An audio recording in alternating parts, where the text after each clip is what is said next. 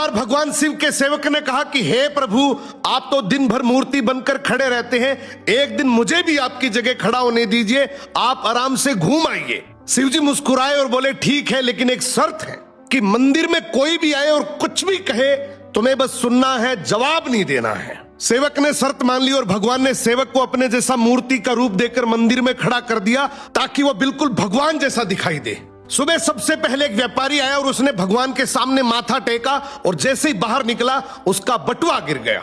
सेवक बहुत बेचैन हुआ, मन किया कि व्यापारी को आवाज देकर उसका बटुआ लौटा दूं, लेकिन भगवान की शर्त याद कर चुप रहा। कुछ देर बाद एक गरीब आदमी आया और उसने कहा, हे प्रभु, मेरे बच्चे पिछले 3 दिन से भूखे हैं, कुछ मदद कर दो।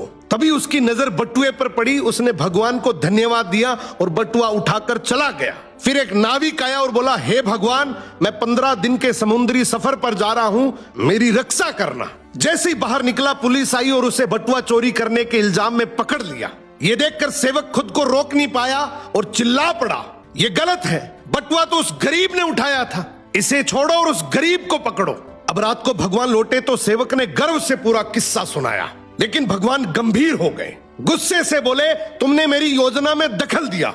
वो व्यापारी बेईमान था, उसका बटुआ गिरना उसके कर्मों का फल था और गरीब को बटुआ इसलिए मिला ताकि वो अपने बच्चों का पेट भर सके। और जहां तक नाविक की बात है तो उसका जहाज एक बड़े तूफान में डूबने वाला था, पुलिस द्वारा पकड़े जाने से उसकी जान बच जाती, लेकिन तुम्हारे बोलने से गरीब जेल चला गया और सब गड़बड़ हो गया। फिर भगवान सेवक से बोले, जो कुछ भी होता है उसमें मेरी योजना होती है, तुम्हारी नजर सिर्फ उस पल की सच्चाई देखती है, लेकिन मैं संपूर्ण समय और कर्मों को देखता हूं, इसलिए जब भी तुम्हें कुछ गलत लगे तो समझ लेना मैं तुम्हारे भले के लिए कर रहा हूं, हर हाल में मुझ पर भरोसा रखो। निष्कर्ष, कभी कभी हमें जो चीज गलत लगती है वही असल में हमारे अच्छे के लिए होती है। भगवान की योजना हमेशा हमारी सोच से बड़ी और गहरी होती है। अगर इस बात से सहमत हो तो कमेंट जरूर करना।